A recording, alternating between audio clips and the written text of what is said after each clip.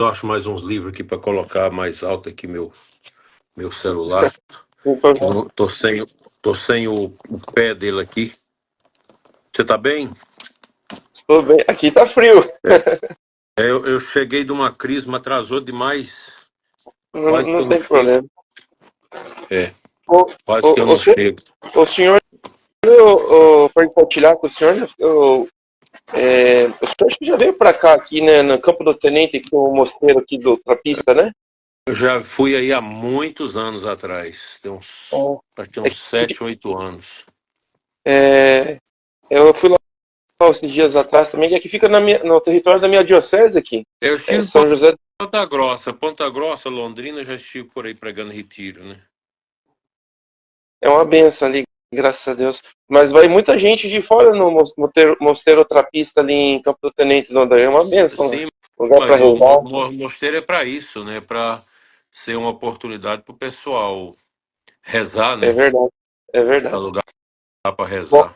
o pessoal está entrando aí. Mas vamos fazer o seguinte, né? Para a gente poder. O senhor deve ter compromisso amanhã cedo 8 também, né? Vamos dar início, horas. então. 8 horas, né? Vamos dar início, A então. minha agenda tá cheia. Eu tenho missa às 8 da manhã num bairro onde nós estamos criando uma capela. Depois na catedral às 10. Depois eu vou aqui a uns 80 quilômetros em Sobradinho dar uma palestra para o ECC. Depois volto para uma crisma à noite. Mas vai ser bem puxado. Mas vamos dar início, então. Eu pedi para o senhor dar início com a sua bênção, né? Nós invocar o Espírito Santo, invocar a proteção da Virgem Maria, de São Miguel Arcanjo, para que esse conteúdo seja distribuído, seja compartilhado com as pessoas para poder abrir os seus olhos, os casais e tudo, né? Pode dar início Sim. para nós aí. Tá, é uma alegria poder estar aqui. Obrigado, Elimar, aqui da nossa Diocese de Planaltina, Goiás, que está aqui conosco. E é uma alegria poder, nesse final de sábado, memória de Nossa Senhora, a gente falar de família. Eu peço a Deus que abençoe todos vocês que estão pedindo a bênção aqui e que seja um momento de conversa que nos ajude a compreender esses momentos que estamos vendo no mundo, tão importantes para debatermos sobre a família. Eu estou à disposição para aquilo que você quiser ordenar, em nome do Pai, do Filho e do Espírito Santo. Amém. Amém. Que Deus Todo-Poderoso, pela intercessão de Nossa Senhora, abençoe a nossa live, abençoe todos que estão aqui conosco e que nós tenhamos uma noite de paz, um domingo cheio de Deus e Cristo Rei viva e reina em nossos corações e em nossas famílias. Em nome do Pai, do Filho e do Espírito Santo. Amém. Aproveitar que nós estamos fazendo essa live, né, Dom? Daí eu queria me solidarizar, né, eu acho que o senhor também, com o nosso querido padre José Eduardo, com essas perseguições que estão se levantando contra ele, um grande sacerdote da nossa igreja, né? Sim, E ele eu tenho entrado em contato com ele, tenho passado mensagem para ele. Nós estamos rezando, Deus está no comando. infelizmente, é a ditadura da toga, que o pessoal fala, né? Nós estamos Nós passando. estamos vivendo um momento muito difícil, né? A gente fala disso, o pessoal acha ruim, mas você imagina se fosse o pessoal de esquerda que tivesse preso nessa coisa toda aí, seria o mundo já teria caído abaixo, né? Mas como é o pessoal mais conservador, esse povo mais humilde aí é desse jeito, né? É É verdade. muito triste. Mas o padre José Eduardo é um homem abençoado, um homem muito santo, e ele vai, com certeza, superar tudo isso. Você vai passar. É, Muita vai, narrativa. vai, porque Deus É, vai vencer. Em nome de imagina se Deus. padre José Eduardo e aquele negócio de golpe. Ele nem sabe o que é isso. Ele foi lá atender o presidente, foi lá rezar com o presidente. Qualquer padre pode fazer isso. Padre é para isso. Exatamente. Até falei com o meu pai. Quantos que rezam aí já, que dão bênçãos também nos presidentes de outros partidos aí e ninguém fala nada, mas só porque era lá com o ex-presidente, então aí é essa coisa toda. É verdade. Até falei com o meu pároco hoje, nós estava fazendo o projeto da reiniciação cristã, né? Que é um absurdo querer quebrar o sigilo de confissão, de direção espiritual, algo tão bonito do sacerdócio, né? as pessoas vão buscar ajuda, mas enfim. Vamos dar início, então, Dona Daí. Se o senhor quiser se apresentar, né, falar um pouco, acho que muitas pessoas vão ver isso aqui, a live depois, para conhecer o senhor, conhecer o seu ministério, né? Você apresenta brevemente, daí a gente Eu já sou, vai para as perguntas. eu sou goiano, nascido no norte aqui de Goiás. Tenho 64 anos, sou bispo atualmente de Formosa. Fui padre durante 22 anos na minha diocese de origem, que é Uruaçu.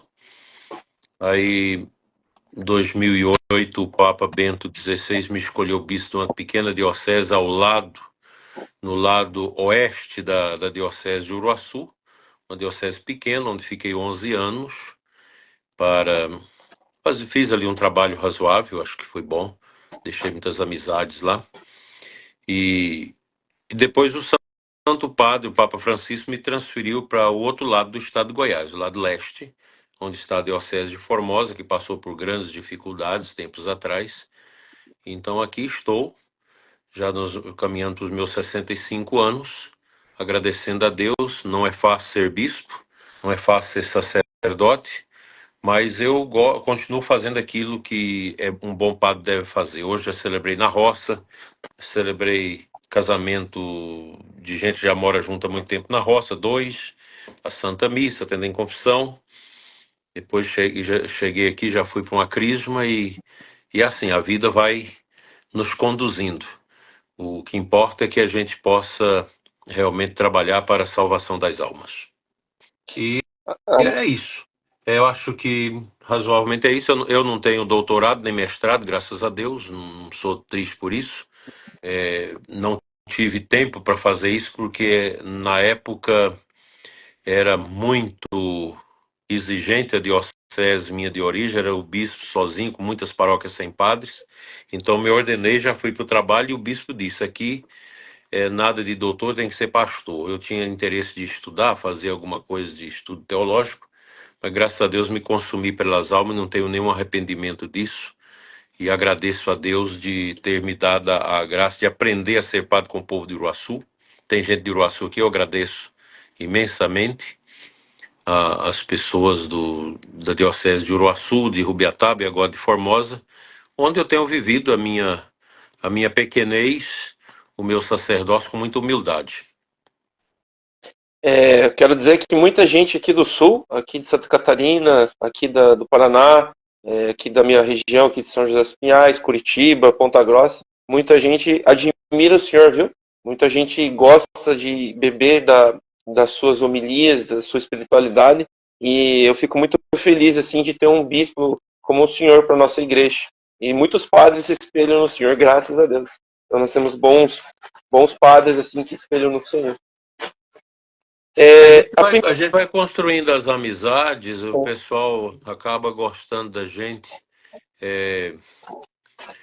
Não sei, eu gosto muito do povo, né?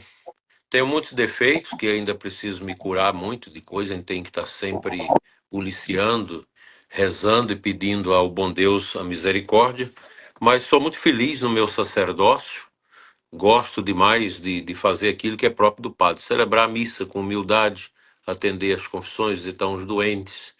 A gente faz as coisas de bispo, mas o bispo também numa região como a minha aqui, ele precisa ter essa prerrogativa de ser também sacerdote com os padres, né? Pegar firme juntamente com os padres aí na evangelização, atendendo o povo. Nós terminamos nossa Assembleia Diocesana hoje, foram 4 dias muito bons e graças a Deus é isso. A minha vida é isso, eu agradeço a todos vocês que estão aqui, de diversos lugares, pessoal também da minha diocese de origem. Tem gente que das 3 dioceses, da minha de origem, as 2 onde eu trabalhei. E eu não mereço o carinho que tenho do povo, e o povo tem essa estima com a gente, e estou de pé porque o povo reza por mim. Tenho muitos intercessores anônimos que eu nem conheço, mas que sempre rezam por mim, e por isso o ministério vai fluindo. Eu não tenho nada de especial. Eu sou um padre, né? O pessoal escuta meu programa, mas é um programa muito humilde, muito simples. Tem 17 anos que eu faço esse programa, nunca faltei um dia, e nem quando tive com cirurgia, providenciei gravar antes a coisa toda, mas eu sinto o povo comigo nas orações. Eu acho que isso é muito bom, essa dimensão espiritual, mística, em que você sente a unidade do seu povo. Eu procuro ser um bom pai, um pai humilde. Às vezes também a gente tem os momentos que a gente tem que chamar atenção, tem que ser mais firme. Gosto muito dos meus padres, com todos os defeitos que eles têm, porque eu também tenho muitos. Às vezes as pessoas não compreendem isso, acham que o bispo tem que estar massacrando os padres. Não é assim, os padres também são humanos, são sofridos e a gente precisa ter paciência. E tem padre que é difícil, a gente sabe disso. Mas tem aquele padre que às vezes tem suas limitações e a gente vai junto, trabalhando. Essa é a missão do bispo. O primeiro trabalho do bispo é com os padres. E tem que amar os padres, do jeito que eles são. E aproveitar que todos estão acompanhando aqui, pessoal, depois vocês podem seguir lá o canal do YouTube do Dom Adair, tem bastante conteúdo, não sei se todos acompanham. E vamos beber da graça, ajudá-lo também na evangelização, não só ele, né? Frei Gilson, tantos outros bons padres que estão nas mídias aí, né? Dom Adair, eu vou fazer a primeira pergunta para o senhor, que é a Sim. seguinte: o que é o sacramento do matrimônio e a sua finalidade? Olha, o sacramento do matrimônio é mais do que aquilo que as pessoas pensam. Tem um padre aqui que está pedindo para mim, o padre Carlos está pedindo para mim escrever. Deixa eu ver o que ele disse aqui. O padre é padre, né? A gente tem que dar atenção. Eu escrevi um livro de catequese infantil. Livro da catequese e livro das crianças. Manda, padre Carlos, pode mandar para mim. Se orienta no site da Diocese de Formosa, está lá o endereço. Será uma alegria receber seu livro e parabéns pela iniciativa de escrever sobre a catequese, que é um tema, nós trabalhamos hoje, um bom tempo na Assembleia hoje, sobre a catequese. Bem, vamos ao sacramento do matrimônio. Gente, o sacramento do matrimônio é muito mais do que a marcha de entrada, do que as flores, do que os padrinhos, os paranifos, do que o vestido da noiva, o buquê, é muito mais do que isso. O sacramento do matrimônio é algo tão profundo que nós não compreendemos e não enxergamos com os olhos da carne. É preciso a fé, é preciso a mística para você entender esse sacramento. Não é à toa que lá no Antigo Testamento Deus já destinou o homem e a mulher para que eles pudessem amar um ao outro e procriar, ter os filhos, né? Então, o sacramento do matrimônio só pode ser entendido a partir da Páscoa de Cristo. Preste atenção nisso. Ninguém fala isso. Os sacramentos são sinais sensíveis da graça de Deus em nós. E essa graça de Deus em nós é a Páscoa. É o mistério da salvação, da libertação instaurada pelo Messias, esperado por Israel, nosso Senhor Jesus Cristo. E todos os nossos sacramentos, eles estão profundamente ligados ao mistério da Páscoa. E a nossa Páscoa, ela acontece semanalmente no nosso altar com a missa, no dia do Senhor, e também todos os dias que a gente celebra. Por isso que o sacramento do matrimônio, ele precisa ser celebrado diante do altar. Porque a Eucaristia, a Páscoa do Senhor, está profundamente inserida e ligada nesse mistério da união de um homem e de uma mulher diante de Deus, atendendo a um chamado de Deus para viver um ao lado do outro no amor, na fidelidade, gerando os filhos que Deus lhes der. Falar do matrimônio é algo muito grandioso. Eu tenho aprendido muito com o Encontro de Casais com Cristo, conversando com teólogos, escutando palestras e atendendo os casais. A gente vai despertando a consciência para esta realidade invisível do sacramento do matrimônio. Portanto, eu sempre que celebro, gosto muito de celebrar o casamento com missa. Hoje celebrei 2 casamentos com missa, que é o direito canônico, que está aqui, deixa eu pegar. Está difícil de pegar aqui, que está apertado, mas está aqui. O direito canônico, agora saiu a nova edição, muito boa, comentários excelentes da CNBB, dos juristas nossos, muito bons. Então, o direito canônico, ele dá a guarida ao mistério do matrimônio, o cuidado que a igreja deve ter com o sacramento do matrimônio, porque é um sacramento, é um mistério. Por isso que não pode desconectar o sacramento do matrimônio do altar, da Eucaristia. Até porque Nosso Senhor faz essa analogia, e já no Antigo Testamento ela existe, da igreja que representa a esposa e Cristo esposo. São Paulo faz essas imagens lindas do matrimônio, de Cristo como esposo, a igreja como esposa. No Antigo Testamento, o livro do Cântico dos Cânticos, ou Cantares dos Cantares, ele não tem o nome de Deus. É um livro que você começa a ler e você fala, mas poxa vida, parece que é um livro pornográfico, que fala, tu me beijas, eu sinto o seu seio, essa coisa toda. Mas esse livro é uma parábola maravilhosa para mostrar uma analogia daquilo que é humano em relação àquilo que é divino, para a gente compreender o amor de Deus.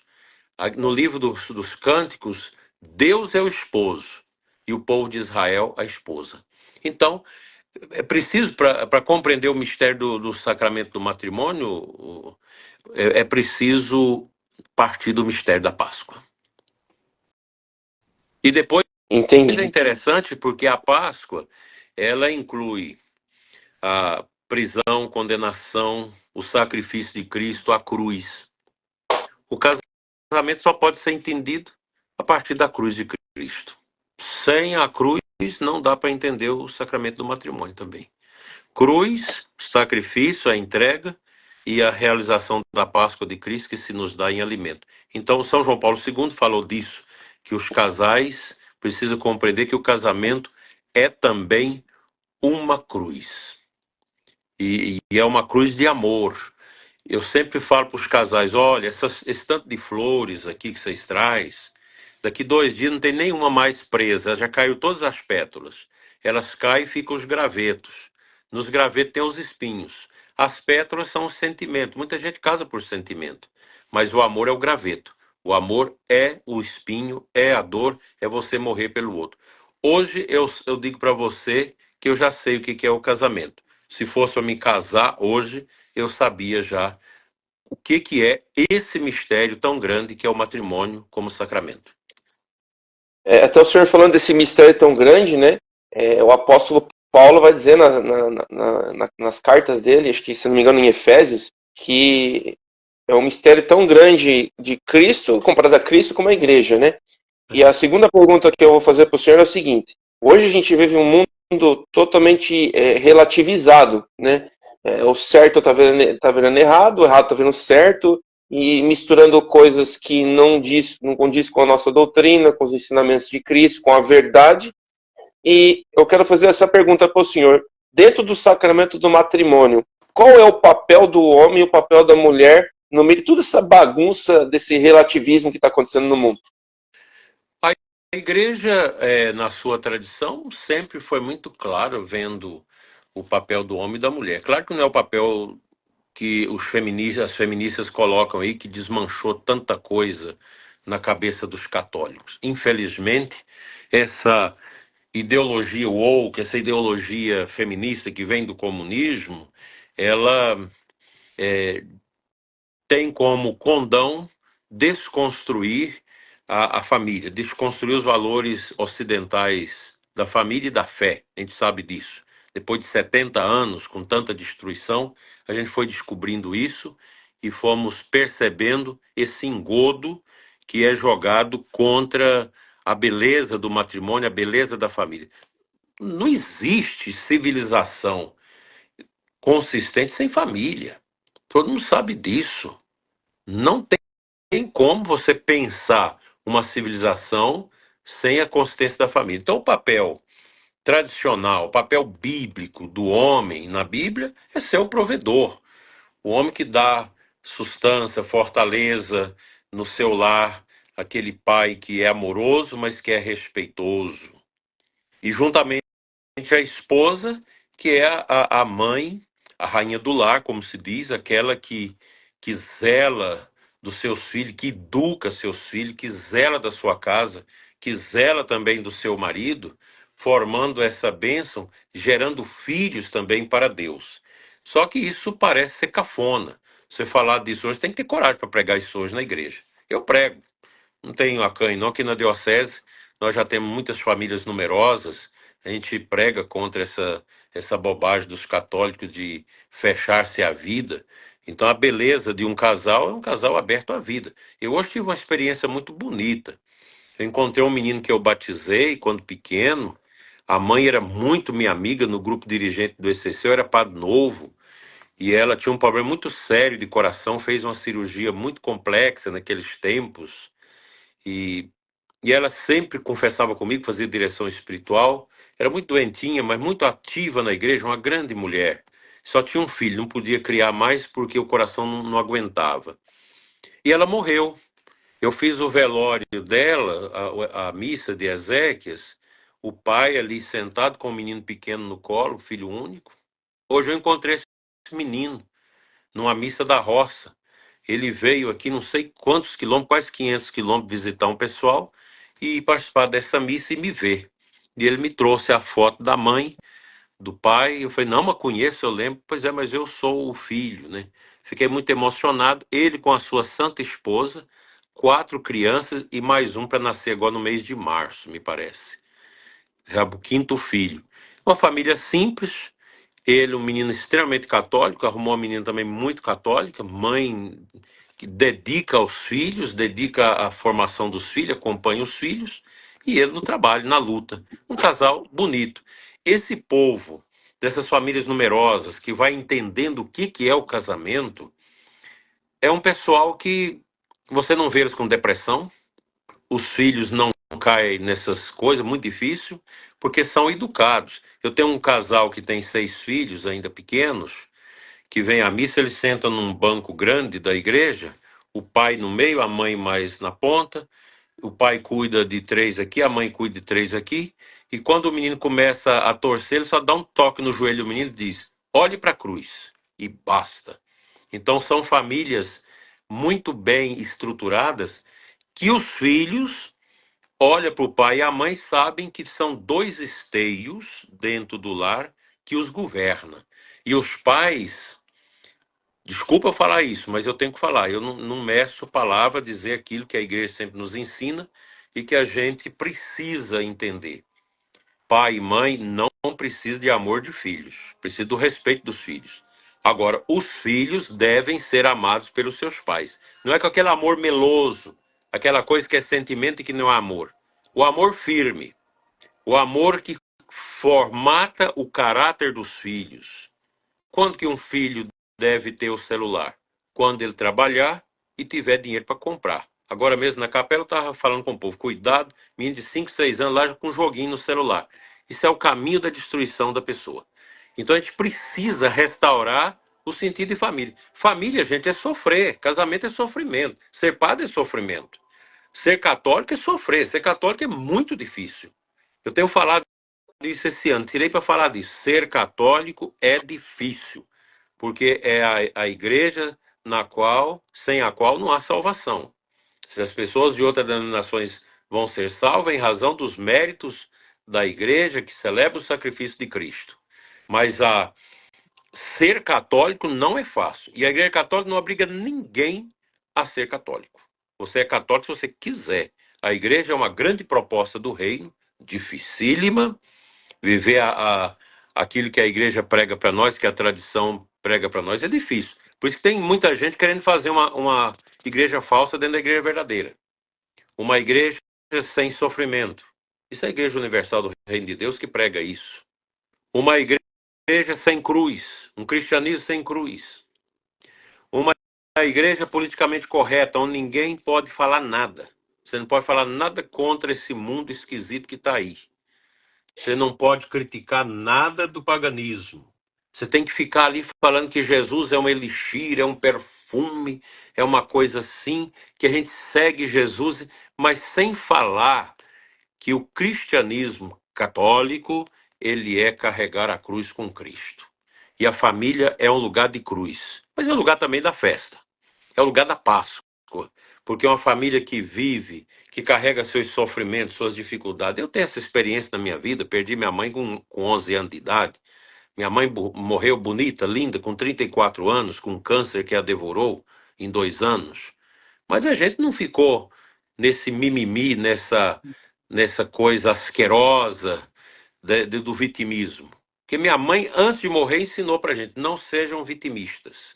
Aceite a vida, a mãe de vocês vai morrer, vocês têm que aceitar o pai casar de novo, e toque a vida, vocês vão ter sofrimento, mas carrega a cruz. Então, você ter uma mãe que te ajuda a fazer isso é muito bom. Então, eu estou aqui para dizer para vocês: ninguém é obrigado a ser católico. Se você não concorda com o que eu estou falando, não tem problema nenhum. Mas nenhum problema, não vou discutir com você. Fica tranquilo. Você é católico se quiser. Agora, se você quer ser católico, então tem que assumir. Aí é o catecismo vai duro da igreja, é o magistério duro da igreja, é a luta, é a penitência, é a humildade, é a pobreza. A igreja católica não prega para ninguém ser rico. Você devolve o seu dízimo, não é para você ter dinheiro, é para você ter vida espiritual. É o que está faltando no mundo hoje, é a espiritualidade. O Frei Clodovis Boff, que era da Teologia da Libertação, foi meu professor na PUC do Rio de Janeiro em 1983 e 84.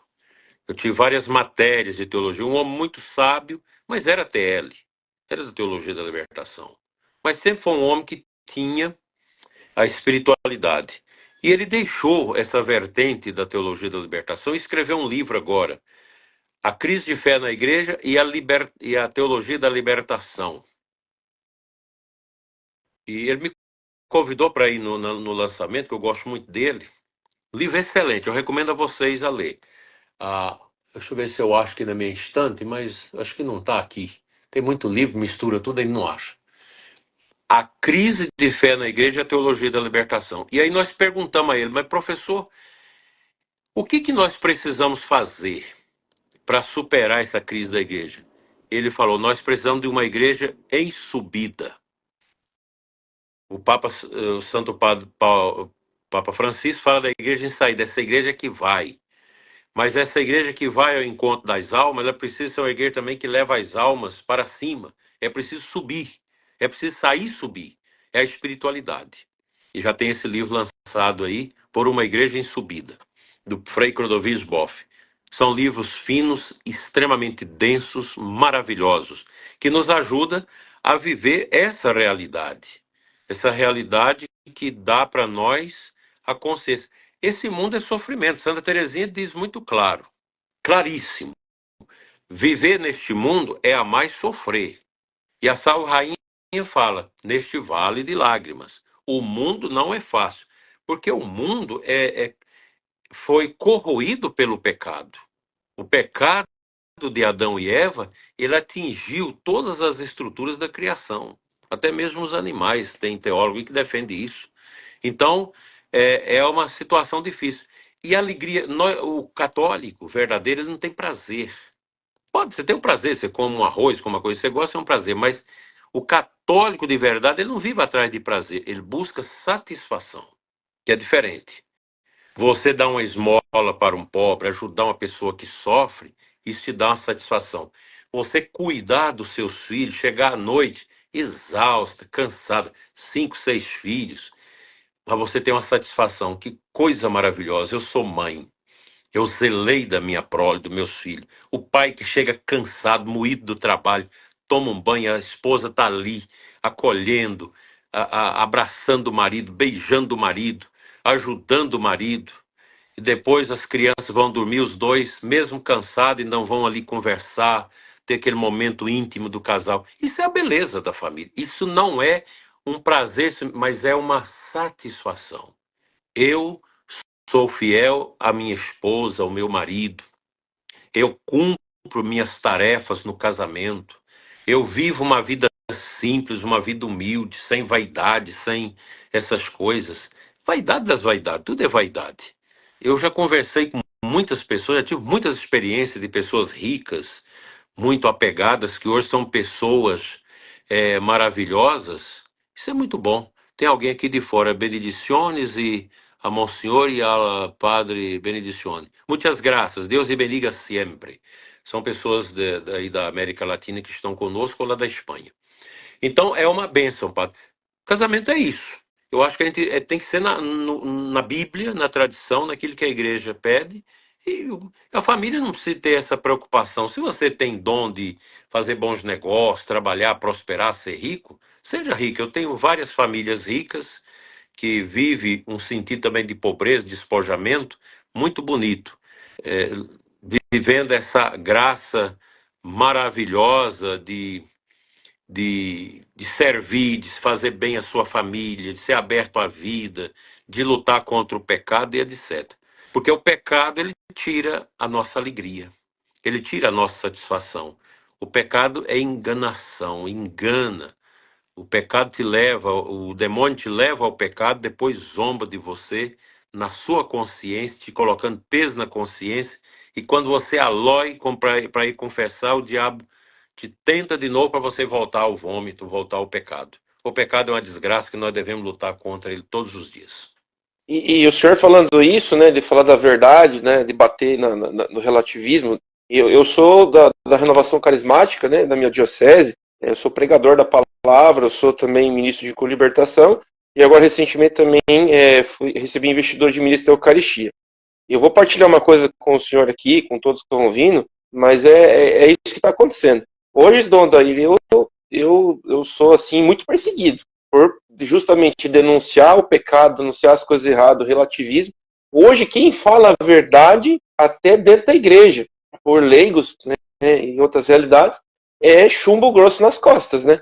E só partilhar com o senhor, né? O senhor está falando da questão da família. O meu pai, por exemplo, nós somos em 4 filhos, né? Meu pai e minha mãe, tem 36 anos de casados. Minha mãe nunca trabalhou fora, sempre cuidou de nós em casa. Meu pai sempre foi o provedor. Naquela época, lá nos anos 90, no começo dos anos 90, quando eu era criança, eu lembro, chamava meu pai de machista, que meu pai era aquilo e tal. E hoje eu vejo o exemplo dele, se você fala, né, uma igreja ensina todas essas coisas, as pessoas não gostam de ouvir. Ah, você é machista, ah, a sociedade mudou. Só que são pessoas que se foi ver lá, pessoas tristes, que vivem um casamento até na mentira, né, uma falsidade, porque não estão totalmente na verdade que é Cristo, né? Então essa é uma... É isso mesmo. Eu tenho minhas raízes também, minha conversão, minha saída da teologia da libertação, ela foi gerada pela intercessão da Renovação Carismática. Acompanhei a Renovação Carismática 12 anos na Diocese de Uruaçu, como diretor espiritual. Compartilho dessa espiritualidade. Aí tem gente que me chama de tradismático. O senhor é tradicional e é carismático. Mas a renovação carismática, ela ajudou muito. Hoje, se tem muita gente na tradição aí, foi a renovação que ajudou. Então, nós não podemos desprezar. Tem muita gente que critica a renovação. Gente, se não fosse a renovação carismática no Brasil, a teologia da libertação tinha definhado por completo a nossa igreja, né? Então a renovação ajuda muito e eu acho que é uma espiritualidade, como tantas outras espiritualidades, que bem encaminhada faz um bem tremendo. Ajuda muito a dimensão de orar com isso aqui, com a Sagrada Escritura. Todo carismático gosta da Bíblia Ave Maria. Você usa a Ave Maria também, né? Tá aqui, Porque nós aprendemos com o Padre Jonas lá atrás, né? Então é uma beleza. Então, mas acontece, nós temos que entender isso. Existe uma igreja falsa se firmando, se fazendo dentro da igreja católica. E a gente não vai condenar aqui os padres, nem outros sacerdotes, porque eu também fui formado nisso. Eu fui formado numa leitura meramente relativista da Sagrada Escritura. E o Papa Bento XVI, que eu assustei quando ele foi eleito, porque era um bispo conservador, um cardeal muito sábio, ele que me abriu a mente. O Bento XVI me ajudou muito, eu já estava começando a beber dos escritos dele como cardeal. E quando eu entendi o que ele me ensinou da Bíblia, foi olhar, a Bíblia não é você de fora que tem que dizer o que é a Bíblia. Isso é exegese moderna, que fica estudando a Bíblia, dizendo o que é a Bíblia. Nós temos que aprender com os padres da igreja, Santo Agostinho, São Jerônimo, esses grandes santos patrísticos, São João Crisóstomos. Eles que fizeram a verdadeira exegese. Eles deixaram a Bíblia falar o que ela quer que eu seja. É a Sagrada Escritura que tem que falar de mim, não sou eu que tenho que definir a Bíblia. Isso é relativismo. E isso aqui vai também entrando na teologia moral.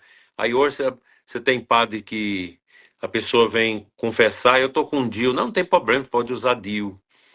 O jovem que está vivendo. Eu tive um caso aqui terrível de um casal. Eu já casei vários jovens, acho que mais de 50, depois de jovens que eu acompanhei no namoro cristão. Jovens que viveram aí 5 anos e 4 meses de namoro, vivendo os dois a virgindade, né? Hoje são famílias maravilhosas. Eu não tenho nenhum desses jovens que se separou. Nenhum. É a prova de que dá certo, é a prova que a igreja está certa. Então, aí, mas é a igreja. Você vê um padre que atende um casal desses jovens meu, e o jovem diz, eu estou vivendo a castidade do meu namoro, e o padre diz, um religioso, né? Não é aqui da minha diocese, graças a Deus, se fosse aqui eu chamaria atenção. E o padre vai dizer, não, mas vocês não precisam fazer essa besteira não, vocês podem ter a relação de vocês até para melhorar o conhecimento de vocês, para abrir, a fazer acontecer uma vida mais saudável. Não é assim, não é desse jeito. O sacrifício do casamento começa no sacrifício no namoro. No namoro. Tem que ter muita verdade também, né? Exatamente. E a verdade, ela não pode ser sonegada. Nós, sacerdotes, vocês leigos, pregadores, catequistas, você não pode sonegar a verdade. Tem que saber lidar com os padres, que nós estamos vivendo esse momento. Vocês não pensam que essa crise que está no mundo e na igreja, a gente vai passar isso rápido. Isso aí vai começar a melhorar, se começar daqui 35, 40, 50 anos. Eu penso que a igreja voltará a um testemunho mais forte, um profetismo mais arraigado, depois de 100, 120 anos. Esse mundo agora é o mundo da novidade, do pecado, de tudo, a inteligência artificial que pode ser usada para o bem, mas pode ser usada também para o mal. É a internet, é a pornografia. Pornografia é uma desgraça. Vocês têm que pregar contra isso. E encaminhar as pessoas para o psiquiatra. Pornografia está acabando com a mente das pessoas. Porque É que a pessoa que visita sites pornográficos, ele seca por dentro. A pornografia extrai o amor. Como que a gente. Vamos já passar para esse assunto aqui, que eu acho que ele é importante também para vocês que são pais, para vocês jovens. Nós precisamos nos libertar disso. Eu tinha 17 anos, vi naquela época, numa barraca de cigano, um filme pornográfico, naquele tempo era bem diferente de hoje, e não sai de dentro da cabeça. Tudo que se experimenta nos sentidos não se perde, se guarda. Por isso que a cura da dependência da pornografia, ela é difícil. É uma luta como o drogado que está todo dia procurando se abster duramente desse vício, né? Então, quem tem esse vício, quem viu a pornografia uma vez, já está com isso na cabeça. Qual que é a dimensão espiritual para a gente sair disso? Rezar por aquelas pessoas que você viu em sites pornográficos pela conversão delas.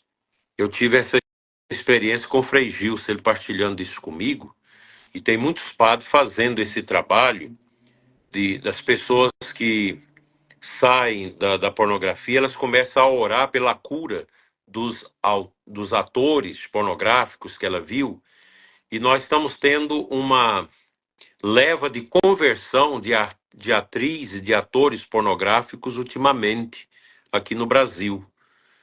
Muitos. Pessoas que voltam destruídas, que estão voltando para a igreja, fazendo tratamento psiquiátrico para sair da pornografia, e isso é muito bom. É o dedo de Deus tocando. É a força de Deus entrando no coração das pessoas. Eu acabei de fazer crisma agora numa paróquia.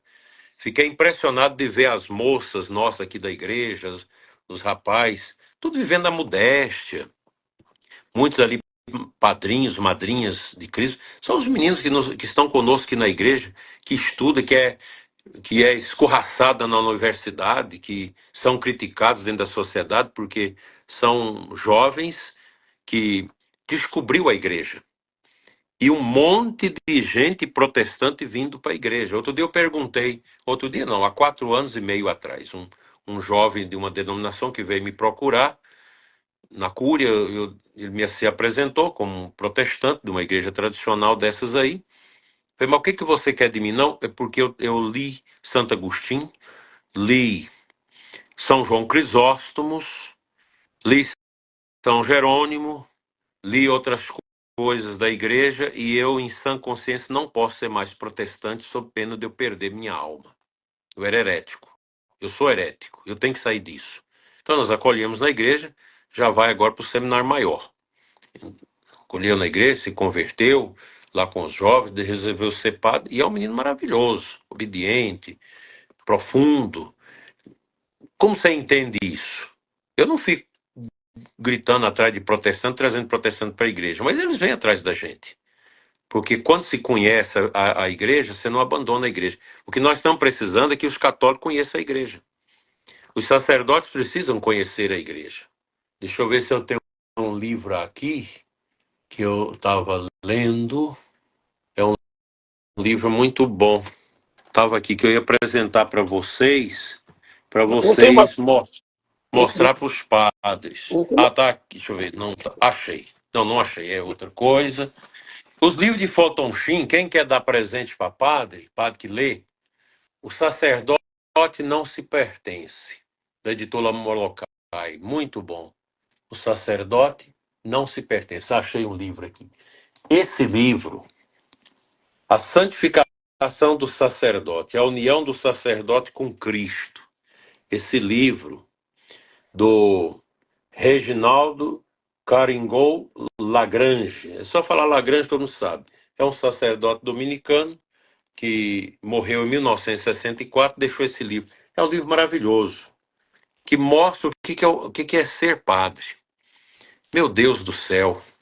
O sacerdote que lê isso aqui, a missa dele é diferente, a confissão dele é diferente, o jeito dele ser é diferente, o jeito de pensar do padre é diferente. Nós não podemos condenar os padres. Os padres não tiveram formação adequada. Aqueles que têm uma abertura maior ao Espírito Santo, eles vão conhecendo a doutrina e vão se apaixonando pela doutrina. Porque o que é a vida de um padre? Ser pai, ser aquele homem que celebra com piedade e fé a missa. Pode ser uma missa sem canto. Piedoso, padre que sobra o altar com fé. Celebra com amor pela sua santificação, pela santificação do seu povo. E promove a adoração. Isso é a dimensão do sacrário. Sacrário. Missa bem celebrada, adoração fora da missa. Depois o confessionário. E os padres precisam voltar ao confessionário antigo, aquele confessionário que tem com uma cortinazinha ali, com a grade, para se proteger de muitas coisas, porque a confissão virou terapia. É muito estranho. É estranho hoje, às vezes, as confissões que a gente faz vira terapia. Confissão é acusar os pecados, receber absolvição, receber a orientação. Por isso, o confessionário é muito favor, é muito bom é, o confessionário. Ana Lúcia está aqui. Pode copiar aí. A santificação do sacerdote, a união do sacerdote com Cristo. Lagrange, está aí embaixo aí. Reginaldo Lagrange. Esse livro é maravilhoso. Você pode dar de presente para o seu padre.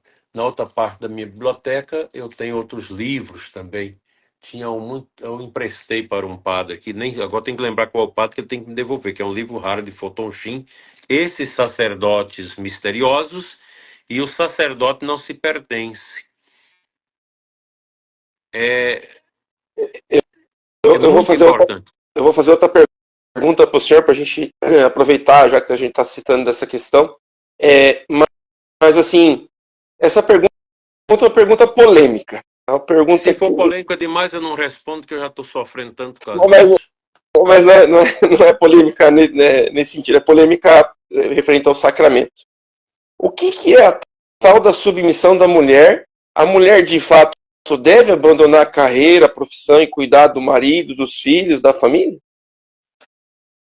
O que é mais importante, os filhos e o esposo ou a carreira? Isso é uma pergunta que eu faço. Vou dar um exemplo de uma amiga minha que há muitos anos não vejo mais, não sei se é viva, no tempo que eu estudei no Rio de Janeiro como seminarista, lá da paróquia. Ela era engenheiro da Petrobras, ganhava muito bem. E o marido, também engenheiro da Petrobras. 3 filhos. Aí tinha as babás que cuidavam dos filhos e da casa. Ela e o marido só viam os filhos à noite. Correria, ganhar dinheiro, riqueza.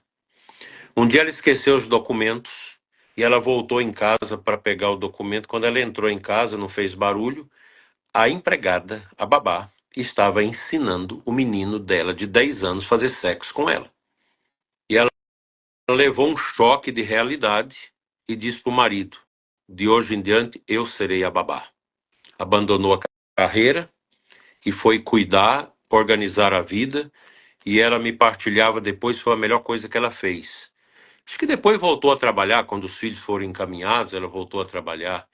Mas eu sei que quem tem a cabeça feminista não concorda, não precisa de concordar, não. Aqui, repito, não há necessidade de você concordar. Agora aprofunde para ver se eu estou errado ou certo. O papel da mulher, em primeiro lugar, é esse.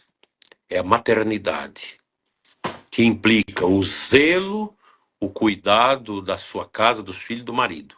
Se sobra espaço para trabalhar, tudo bem. Se nós temos muitas mulheres na política e tudo que faz um trabalho extraordinário.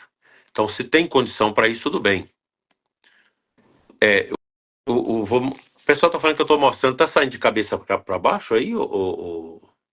É que, na verdade, a câmera ela pega ao lado contrário ali, ó. Então, e Mas é assim, assim também. Mas eu acho que eles acabaram vendo ali. Teve uma pessoa que viu ali. ótimo. Compre, dá para o seu padre, dá para o seu filho que é seminarista. Então, é isso. Eu acho que a nossa vida nesse mundo, o que é o católico profundo, raiz? É aquele que chega àquela compreensão que Santa Mônica chegou quando, na hora da sua morte, lá com Santo Agostinho, Santa Mônica, ela, conversando com Santo Agostinho, vou até ver se eu acho aqui a passagem, chegou o tempo dela, sofrida ali, rezou tanto pela conversão do filho, e, e na hora da sua morte, ela conversou, falávamos a sós, diz Santo Agostinho no livro As Confissões, que eu recomendo a vocês ler o livro das Confissões. A gente acha livros baratos aí na internet, né? Falávamos a sós, contando Santo Agostinho no livro das Confissões, com muita doçura, esquecendo-nos do passado, com os olhos no futuro, indagávamos entre nós sobre a verdade presente. Quem és tu? Como seria a futura vida eterna dos santos? Que olhos não viram, nem ouvidos ouviram, nem subiu ao coração do homem. Mas ansiávamos com os lábios do coração pelas águas celestes de tua fonte, fonte da vida que está junto de ti. Então, Santo Agostinho conversando com Santa Mônica, conversas profundamente místicas, profundamente místicas. Olha, o padre, acho que o padre Edson está perguntando, é da cultor de livros, onde está esse livro, A Santificação do Sacerdote e a União do Sacerdote com Cristo, Lagrange, na cultor de livros. Então, Santo Agostinho, naquelas conversas santas, profundas com sua mãe, depois a mãe fala ainda, o que faço ainda e por que ainda estou aqui? Não sei, Santa Mônica, né? Toda a esperança terrena já desapareceu. O católico não coloca esperança nas coisas terrenas. Tanto que a Bíblia diz, infeliz do homem que confia no outro homem. Por isso que os nossos negócios têm que ter contrato. Hoje eu estou vivo aqui, amanhã eu estou morto. Então, que segurança nós temos na Terra? É pouca coisa. Uma só coisa faz-me desejar permanecer por algum tempo nesta vida.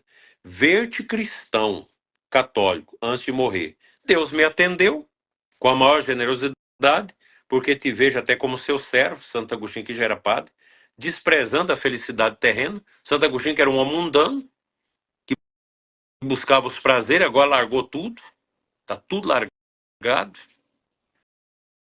Deus me atendeu com maior generosidade, porque te vejo até como servo. O que faço aqui? O que respondi, não me lembro bem. 5 dias depois, talvez, ou não muito mais, caiu com febre. Doente, um dia desmaiou, sem conhecer os presentes, e assim morreu. Santa Mônica morreu dizendo, nada mais aqui me prende. Tem uma passagem linda aqui, eu li só um trechinho. Nada mais aqui me prende. Então, nós precisamos ser homens e mulheres de têmpera. Hoje nós não temos mais essa pregação sobre a têmpera. Nós precisamos ser pessoas profundamente amorosas, mas desapegadas. Você ficou viúvo, aceita. Viúva, aceita. Morreu um filho, aceita. Essa humildade de aceitar. Eu tenho tranquilidade com isso. Eu não sou apegado a mais nada nesse mundo. Tenho tranquilidade de dizer isso aqui para vocês. Não sou mais apegado. Não tem nada que me prende nesse mundo. Nada. Eu, inclusive, essa semana atualizei meu testamento de morte. Está aqui. Está atualizado. Quem vai abrir, tu está atrás, eu coloco ele atrás da minha imagem do Sagrado Coração, aqui na minha mesinha, no meu quarto. Meu Sagrado Coração Jesus, a primeira coisa que eu participei na igreja foi do apostolado, da oração, com o menino. Então, coloco aqui meu testamento, já, os padres já sabem, se morrer já tem que abrir, tá aí tudo direitinho, os cantos da missa, tá tudo aí, tudo direitinho. A gente tem desde 27 anos de idade, quando eu era padre, no primeiro ano que eu fiz testamento, e ainda não morri. Achei que ia morrer logo e não morri. Até hoje está aqui. De 2 em 2 anos eu renovo. Então, a gente tem que lidar com tranquilidade nesse mundo. A família, eu vou concluir aqui para sua outra pergunta. A família precisa falar dessas coisas e falar da morte, preparar-se para esse momento. É tão belo nascer como tão belo é morrer. Nós nascemos sem nada, nus, e terminamos a nossa vida, o nosso corpo nu lá na funerária para arrumar. A vida tem que ser marcada pela humildade. Se você é rico, seja um rico humilde. Se você é pobre, seja também um pobre humilde, sem vitimismo. Nós não podemos ser um povo vitimista. Não podemos ser um povo de inveja. Não podemos ser gente que não aceita seu corpo, não aceita sua imagem, não aceita... Você precisa de um monte de coisa para poder falsear a sua imagem. Para com isso.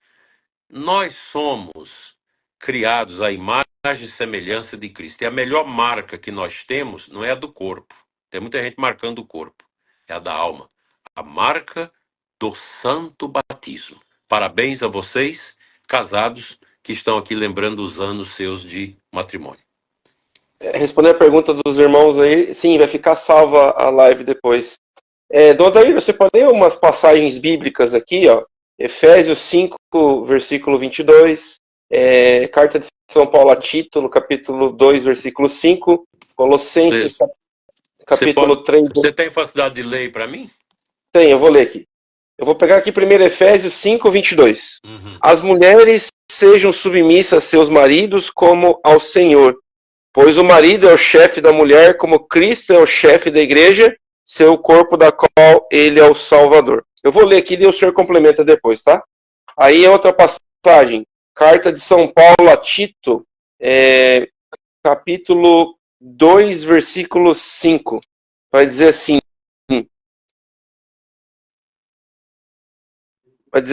que as mulheres, né, que elas ensinam as jovens a amarem seus maridos, a quererem bem os seus filhos, a serem prudentes, castas, cuidadosas da casa, bondosas, submissas a seus maridos, para que a palavra de Deus não seja desacreditada. Depois nós temos aqui Colossenses capítulo 3, deixa eu pegar aqui, Colossenses capítulo 3, versículo 18, vai dizer assim: mulheres, sede submissas a vossos maridos, porque assim convém no Senhor. Maridos, amai as vossas mulheres e não as trateis, né, com aspereza. Depois nós temos a primeira carta de Pedro, capítulo 3, versículo 1 e versículo 5, que vai dizer o seguinte, deixa eu pegar aqui. 1 Pedro 3, versículo 1 e versículo 5. Diz assim a palavra: vós também, ó mulheres, sede submissas aos vossos maridos, se alguns não obedecem à palavra, serão conquistados, mesmo sem a palavra da pregação, pelo simples procedimento de suas mulheres. E aqui vai dizer, versículo 5, era assim que outrora se ornavam as santas mulheres que esperavam em Deus, eram submissas a seus maridos. Então, eu peguei essas passagens aqui, porque muita gente fala, até nas pregações, quando eu vou pregar, já tive padre falando isso, autoridade da igreja, pessoas falando assim, não, esse negócio de mulher ser submissa a marido, essa é a história da carochinha, não existe isso, o homem não é o chefe da casa, o chefe da família. Eu queria que o senhor falasse sobre isso, porque hoje nós vemos assim os tempos que os valores inverteram. Você falar que o homem é o chefe da casa, que ele deve ser o provedor, muita mulher não gosta, muitos homens por aí ficam pregando heresias, pregando coisas erradas. Daí só para a gente finalizar esse assunto, a gente vai para o próximo depois. Nós vivemos esse mundo tóxico do relativismo e do feminismo, mas é muito mais duro para o homem amar a mulher como Cristo amou a igreja, dando a vida por ela. A Bíblia não fala que a mulher tem que dar a vida pelo marido. Tem que ser submissa. Essa palavra submissa não quer dizer que a mulher é uma escrava, é uma dominada por um homem. O homem de Deus, ele vai respeitar a sua esposa e vai morrer por ela. Então a tarefa do homem católico, cristão, é morrer pela sua esposa. Eu vi um exemplo assim tão bonito disso. Uma mulher profundamente submissa ao esposo, muito obediente, muito amorosa. Aqui em Formosa nós temos um grupo de mulheres que dão aulas, formação para as mulheres no lar. Como você ser mulher, mãe e esposa, como receber o marido, como cuidar das crianças, como cuidar da casa, como zelar do quarto de casal, mesmo a casa pobre, simples. A gente precisa recuperar isso. Então essa submissão não é na compreensão que se tem hoje, né? É algo cristão, é a obediência. Eu sou submissa ao Papa. Também o marido precisa ter uma certa submissão à mulher no que se tange à fidelidade, essa coisa toda. Mas a São Paulo é muito duro ao dizer, tem que ser a mulher submissa, mas o homem tem que amar a esposa como Cristo amou a igreja, dando-se na cruz por ela. Então, As duas, só para complementar, né? As duas vertentes, né? Para que o homem possa dar vida para a mulher tem que permitir a submissão, que ela esteja abaixo, não sendo escrava nesse sentido, mas abaixo da missão do homem, né? claro, porque a mulher, se você olhar a história da civilização, a mulher fez a civilização. A mulher, ela tem uma sensibilidade diferente de nós, homens. Nós, homens, somos mais grossos, mais de uma percepção geral. A mulher tem mais os detalhes.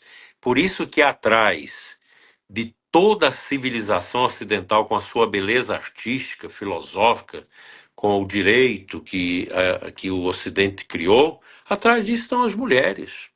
Mulheres que prepararam seus filhos para serem intelectuais, filósofos, grandes juristas, grandes médicos, grandes sacerdotes, grandes cardeais. Imaginemos a mãe do Papa Pio IX, que estava lá no dia da posse do padre, do Papa, e beijou a mão do filho, né? Ali atrás, como dizia São João Bosco, dizia isso, atrás de um grande homem sempre tem uma grande mulher. Então, a esposa, a mulher que zela da sua casa, que cuida, é o capítulo 31 do Eclesiástico, lá, no Antigo Testamento, não sei se é bem esse livro, agora me fale. Mas a mulher virtuosa, ela enche a sua casa de virtude, ela favorece o crescimento espiritual dos seus filhos. Com quem que nós aprendemos a rezar o Santo Anjo? Com a nossa mulher, com a nossa mãe. Nossa mãe que pegava a nossa mãozinha quando a gente era menino ali, engatinhando ainda, e já ensinava, faz em nome do Pai, filhinho, em nome do Pai, do Filho e do Espírito Santo. Vocês acham que isso é pouca coisa? É muita coisa. Isso é o papel da mãe mestra. Então, nós devemos deixar esses mimimis de esquerdismo, de vitimismo, e assumir as coisas como a Sagrada Escritura nos fala. A Sagrada Escritura não é. Agora, eu não aceito isso na igreja, tudo bem, você não é obrigado a ser católico, ninguém é obrigado a ser católico, pelo amor de Deus.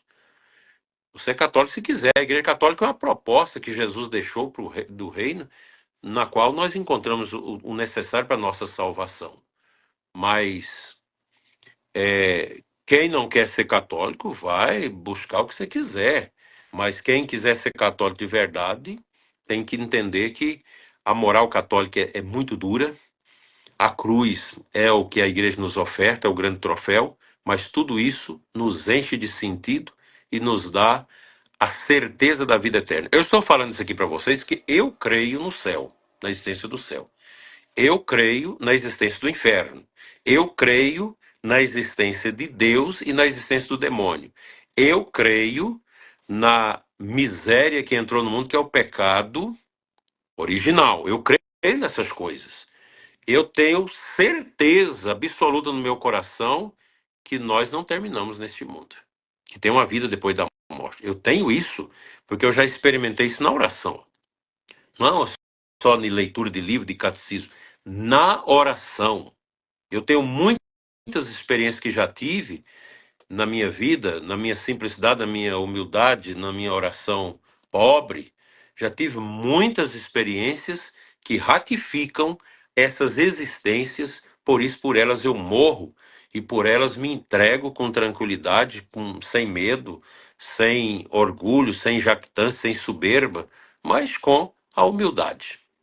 É o livro de Provérbios, Donder, capítulo 31, vai dizer assim, né?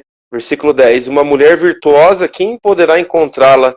Superior ao das pérolas é o seu valor. Confia nela o coração de seu marido e jamais lhe faltará coisa alguma. No livro de Eclesiástico vai dizer que a mulher virtuosa, ela multiplica os anos de vida do seu marido. Exatamente. Exatamente. Então, gente, eu digo para vocês, hoje eu acompanho o ECC em todo o Brasil, nós já somos quase 4 milhões de casais que já vivenciaram o ECC, já acompanhei a renovação, agora estou acompanhando o ECC até o ano que vem, depois agora vou acompanhar a Pastoral dos Surdos, que é outro mundo que nós precisamos. Os surdos são muito simpáticos a mim, de vez em quando eu tenho que sair daqui a Minas Gerais fazer casamento de casal de surdos, surda daqui, a surda de lá e essa coisa.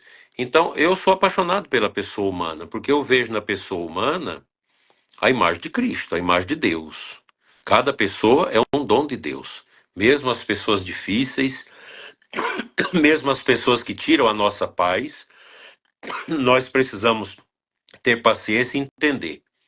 O ser humano não pertence a esse mundo. A pessoa humana tem algo tão diferenciado dos outros animais, que só a eternidade pode nos dar a graça de conhecer isso, de entender. Porque enquanto nós estamos aqui nesse mundo, nós vamos compreendendo as coisas que jeito? As apalpadelas. As apalpadelas. Porque o conhecimento de tudo é só na eternidade. Só. Não tem outro caminho. É, Então, só, as famílias, as nossas famílias católicas, elas devem ser famílias do céu aqui na terra. Cada lar deve ser uma igreja doméstica, como dizia São João Paulo II, onde o pai está ali como imagem de Deus, a mãe como imagem de Deus, ensinando os filhos, filhos fortes, formando filhos fortes, sem celular, sem essas internet besta, sem essa bobajaiada, sem ideologia de gênero. Por isso que a mãe deve ser como essa leoa que vigia os filhotes contra as serpentes, contra as águias, os gaviões, as aves de rapina, contra tudo isso. A mãe é essa leoa que vigia os filhos. Pai e mãe fortes, que os filhos sabem que tudo que pede ao pai ou à mãe é os dois que vão dar a resposta. Aí não tem aquele mimimi. Mãe, convença meu pai de deixar ir na festa. Não tem isso. Porque o lar católico de verdade, os meninos já crescem na obediência e sabe. Pai e mãe são esteios. O que o pai e a mãe falam, pronto, tá falado, a gente obedece. Esses meninos vão ser fortes. Aí tem esse psicologia vazio. Não, você não pode proibir as coisas da criança, você tem que ter jeito.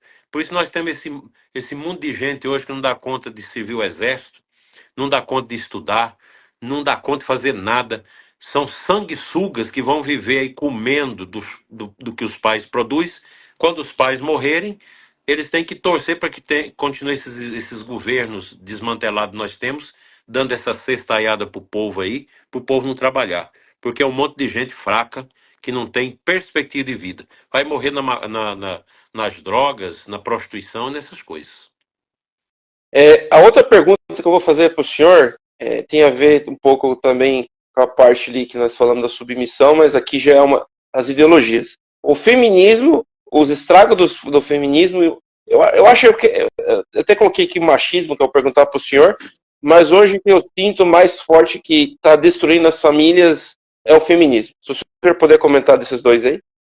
Eu cito a frase de Dom Pestana, bispo já falecido de Anápolis, que era um grande defensor da família e das verdades católicas. Ele diz: o feminismo masculinizou as mulheres e feminilizou os homens, e imbecilizou os dois.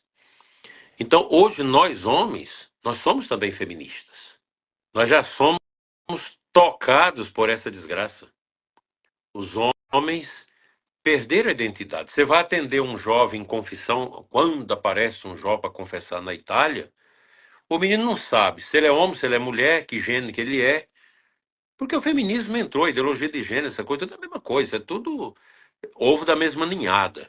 Então, destrói aquilo que é mais sublime na pessoa, a sua firmeza, os seus valores, a sua moral, a sua imagem e semelhança de Deus.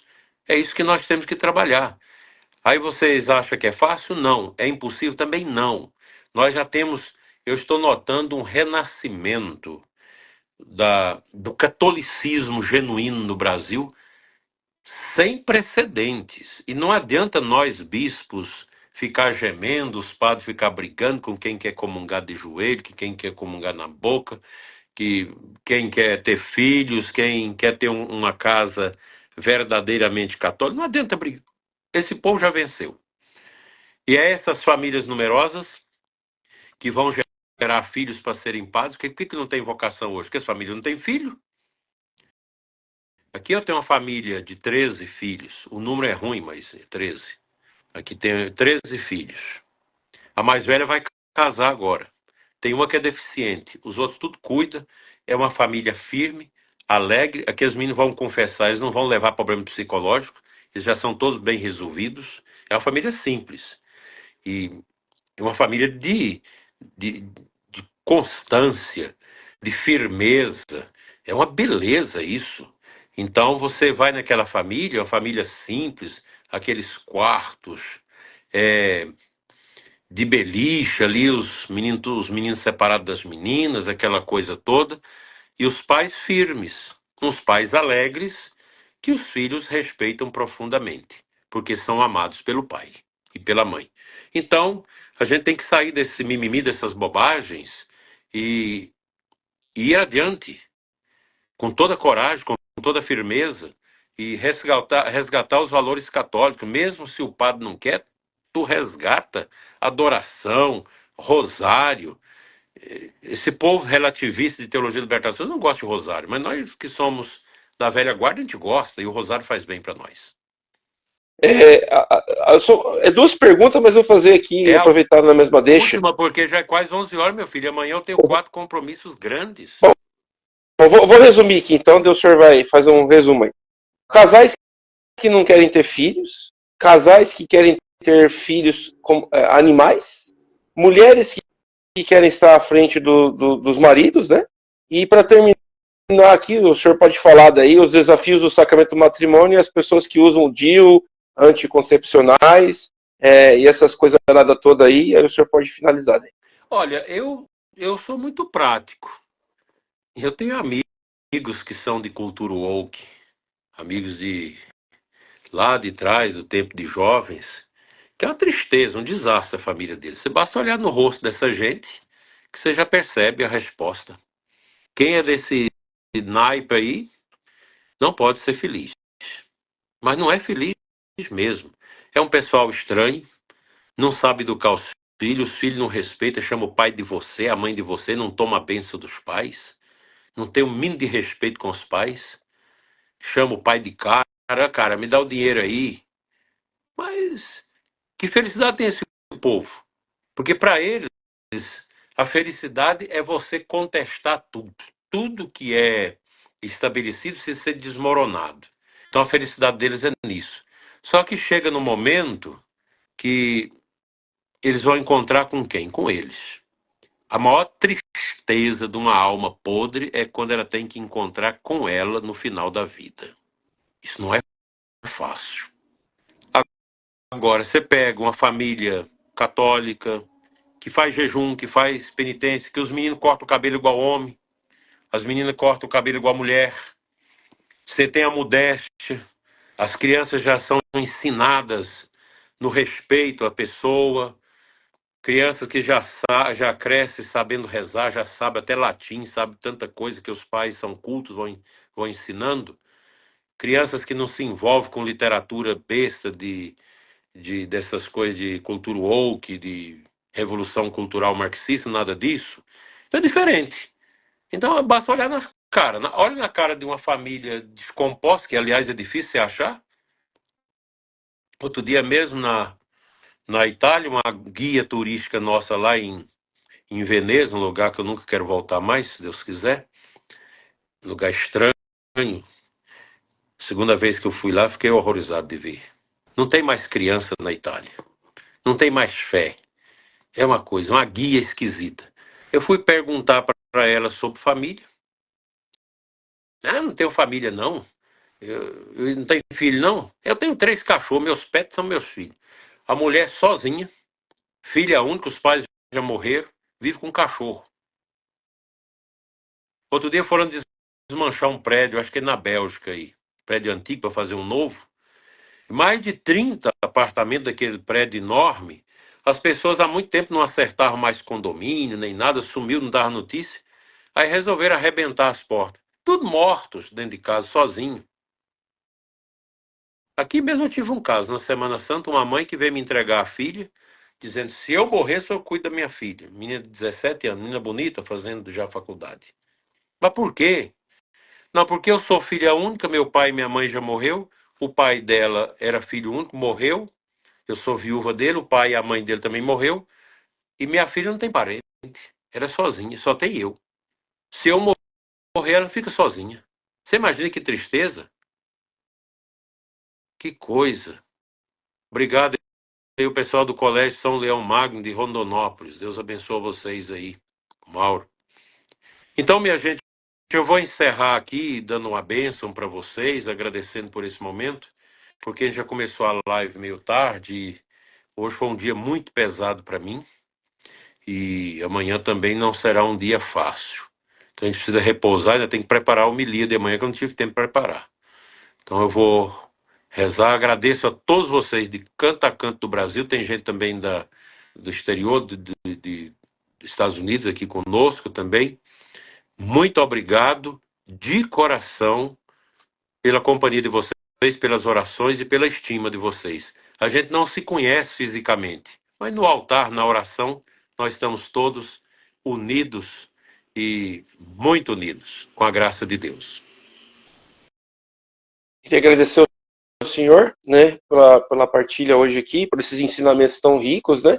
Aí o pessoal depois pode ver, depois vai ficar gravado ali. Até se o senhor quiser pegar depois também, eu vou editar, eu posso passar o link para o senhor também.